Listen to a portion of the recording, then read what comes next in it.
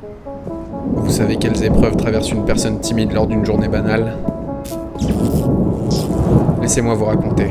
Un sentiment de ne pas être normal. Cette sensation d'impuissance, d'être petit à côté des autres qui paraissent plus importants. Perdre ses moyens quand on nous parle. Et une certaine solitude. C'est comme si les gens ne nous voyaient pas vraiment. Ça a l'air si facile d'être sociable pour eux. Alors on reste tout seul. Et le soir, impossible de s'endormir. On réfléchit. On a des scènes qui tournent en boucle dans la tête.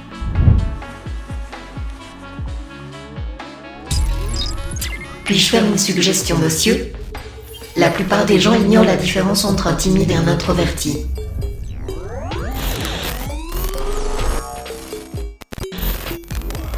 Il existe deux types de tempérament. Extraverti.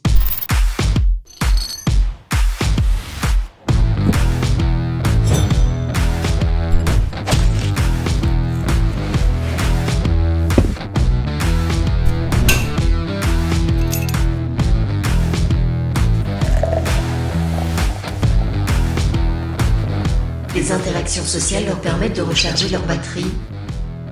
Leur cerveau rémunère le contact humain en émotions positives. Ils éprouvent un besoin vital de voir du monde s'ils restent seuls trop longtemps.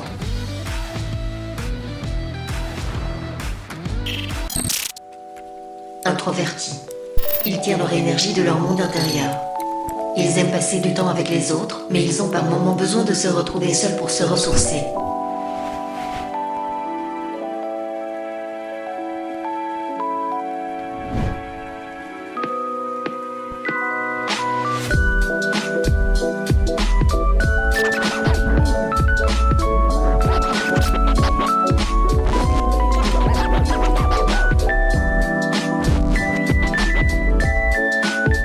Et c'est mieux d'être extraverti alors?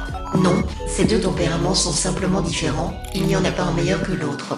La timidité, quant à elle, est une anxiété sociale bel et bien négative. Comment on sait si on est introverti ou timide alors? La timidité est un mal-être. Voici ces 5 formes possibles d'après le psychothérapeute Christophe André. Timidité d'action, peur de déranger l'autre, leur peur du conflit reflète la crainte d'être peu estimé. Timidité de performance, impression que les autres sont là pour nous juger, commence sur les bancs de l'école avec la peur de poser des questions en classe. Timidité du quotidien, les discussions quotidiennes sont un supplice. C'est la peur de ne pas savoir faire la conversation. Timidité de révélation de soi, concerne le domaine de la vie personnelle. À l'aise dans les conversations banales, mais se bloque quand on aborde le domaine de leur vie personnelle. Timidité de visibilité, correspond à l'angoisse de se trouver à la croisée des regards, déteste devoir marcher devant une terrasse d'un café où des personnes sont attablées.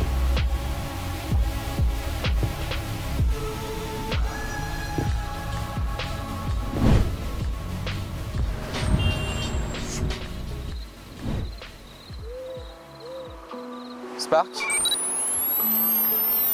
Oui, monsieur. tu m'as dit que l'introversion était un trait de caractère, mais pas la timidité. C'est exact. Alors,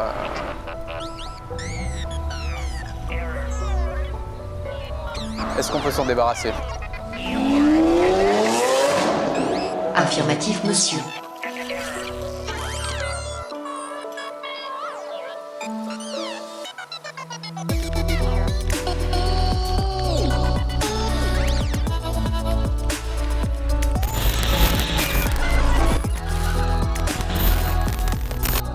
Voici Jack. Jack est timide. Au premier abord, on pourrait croire que ça vient d'un manque d'aisance sociale. Il ne semble pas réagir naturellement quand on parle avec lui, et il n'est pas à l'aise pour tenir une conversation.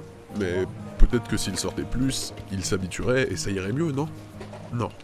Le problème est psychologiquement plus profond que ça. Jack a une estime de lui-même assez faible. Il n'en a pas conscience, mais par habitude, il attribue plus de valeur aux autres qu'à lui-même. En fait, il peut même se trouver parfois assez nul. Il est tout à fait capable de tenir une conversation avec ses amis proches, mais en présence d'une nouvelle personne, il est très souvent intimidé. Il se rend compte que dans les premières secondes où il rencontre quelqu'un, il juge son interlocuteur pour voir s'il a plus ou moins de valeur que lui-même. Bien sûr, cette valeur est absolument subjective, mais il décrète quasi tout le temps que son interlocuteur est plus intimidant que lui. Alors là, c'est terminé. il ne sera pas à l'aise en présence de cette personne. Et ses amis lui donnent plein de conseils pour être moins timide. Mais ça ne tombe quasiment jamais juste, c'est trop tôt. Car ce dont Jack a besoin dans un premier temps, c'est de prendre conscience qu'il est stylé, ou du moins qu'il va le devenir. Il faut qu'il s'accepte tel qu'il est aujourd'hui. Mais les amis de Jack n'avaient pas tort sur un point. Quand il aura réussi à régler son problème d'estime de soi, Jack devra développer son intelligence sociale. Avoir de la répartie, de l'audace, vraiment écouter les autres sans avoir à réfléchir à ce qu'il va répondre, lâcher prise pour engager la conversation. Tout ça, c'est comme un muscle qu'il devra travailler. Et comme pour tout autre muscle, ça demandera du temps et des efforts. Force à toi, Jack. Courage, mon pote.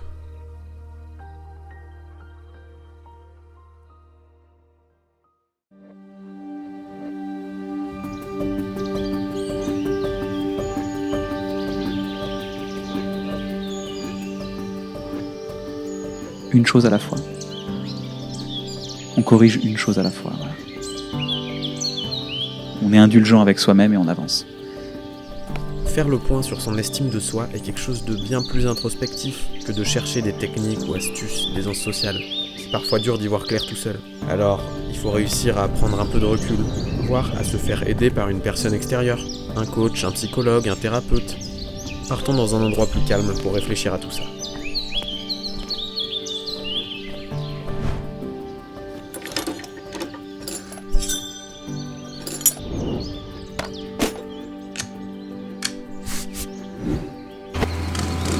Vous savez, ce qui construit l'estime de soi, c'est d'abord, quand je suis un petit enfant, de recevoir ce qu'on appelle un amour inconditionnel. Est-ce que mes parents, la famille dans laquelle je vivais, m'ont fait évoluer dans ce bain d'amour inconditionnel qui est ce sentiment que j'ai qu'on m'aime, même si je suis polisson, même si j'ai des mauvaises notes à l'école et que je peux prendre des risques, on ne me punira pas d'avoir échoué. Je voudrais te parler d'un truc qui blesse, ton estime de toi. Pour ton cerveau, c'est l'estimation de la distance qu'il y a entre la personne que tu crois être et la personne que tu rêves de devenir.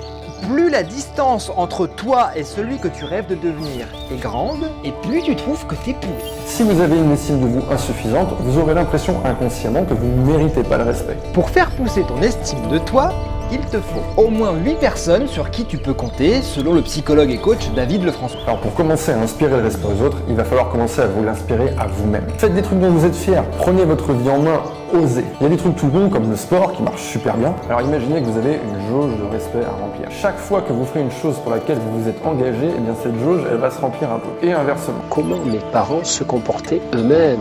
Est-ce qu'ils étaient toujours dans le doute, dans l'inquiétude de ce que vont penser les voisins, du jugement social? Est-ce qu'ils avaient peur d'agir? Augmenter son estime de soi est un travail de longue haleine qui n'est pas facile à réaliser. C'est pourquoi il existe des coachs, des psychologues, des thérapeutes, dont le métier est de nous aider. Ou alors ce sont juste des vendeurs d'espoir. Ils ne peuvent pas vraiment nous venir en aide. Ah non, mais c'est de l'arnaque ces trucs-là. Mais le psy, c'est un truc pour les fous. Est-ce que ça va vraiment servir à quelque chose? Bah, pourquoi tu parles pas? T'as pas des trucs à nous raconter? Non, mais lui, il est timide. Putain, pourquoi je suis pas comme tout le monde? Si vous vous sentez comme une merde, comment voulez-vous qu'on vous traite comme un héros? Je sais pas. Au pire, je resterai tout seul. Comme d'habitude.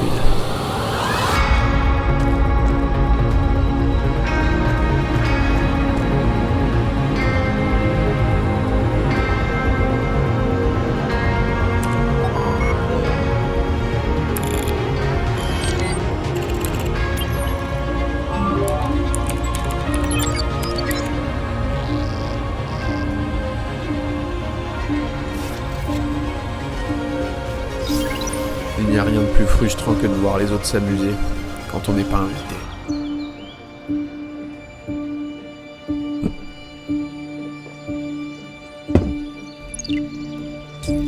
Quelque part, c'est comme si on n'existait pas.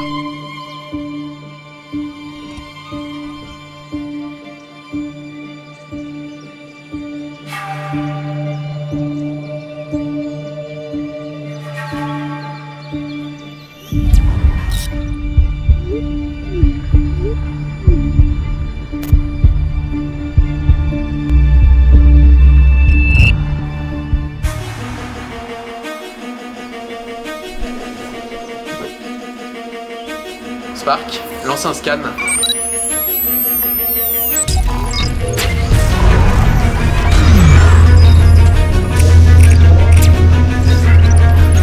Scan scan d'anxiété sociale effectué avec succès.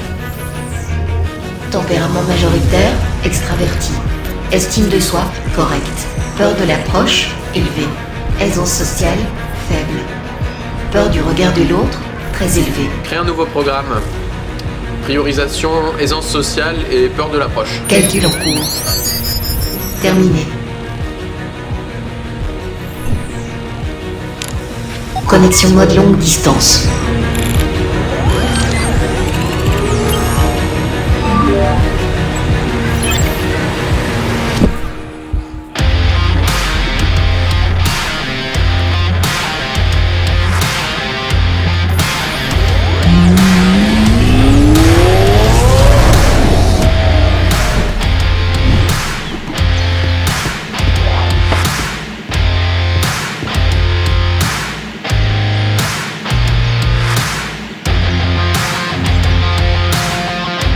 Première étape, échauffement, demandez l'heure à des passants. Excusez-moi, est-ce que vous auriez l'heure s'il vous plaît? 19h27. Parfait, merci beaucoup, bonne soirée. Ok. Qu'est-ce qu'on fait après? Souhaitez une bonne journée à des inconnus. Est-ce que vous avez passé une bonne journée ou pas? À Grenoble? Ouais, à Grenoble. Très mauvaise. Très mauvaise? Ouais. Repli tactique. Je voulais juste vous souhaiter une bonne soirée. Oh ben c'est gentil. Merci beaucoup. Bien, bonne soirée. Bonne continuation. Réessayez rapidement. Bonsoir, est-ce que vous avez passé une bonne journée? C'est une magnifique ville. Oui, très bonne aussi. Bravo. Maintenant, faire un compliment dans la rue. Ah, impressionnant, hein. Belle bête, hein. C'est elle qui vous poursuit ou vous qui la poursuit? C'est plutôt moi qui la poursuis. Qu'est-ce que je fais? Oui. En fait, en gros, je suis un peu timide. Oui. Et du coup, je me suis dit que j'allais voir des gens que je connaissais pas pour leur souhaiter la bonne journée. D'accord, merci, pareil. Merci.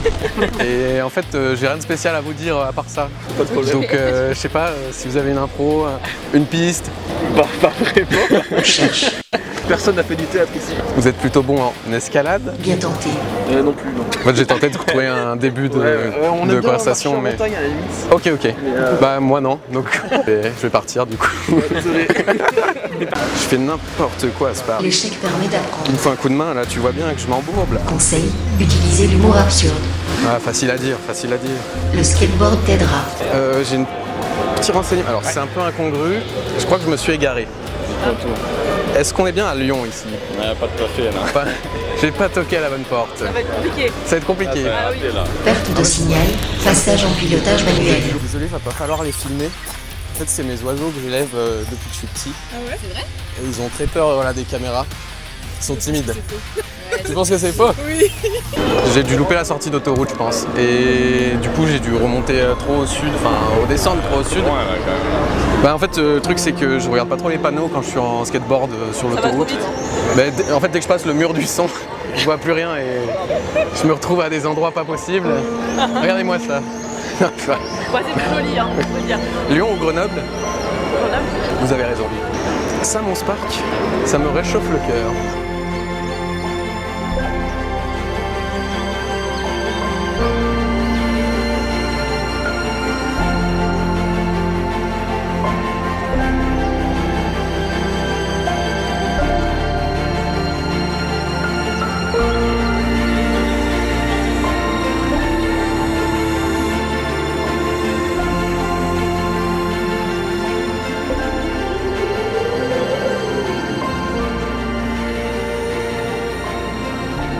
La vie, c'est transformer quelque chose d'ordinaire en quelque chose d'extraordinaire jusqu'à ce qu'elle devienne ordinaire à nouveau. Remercie Dieu pour chaque ennemi qu'il mettra sur ton chemin, car c'est l'acharnement de tes adversaires qui définit la grandeur de tes bénédictions.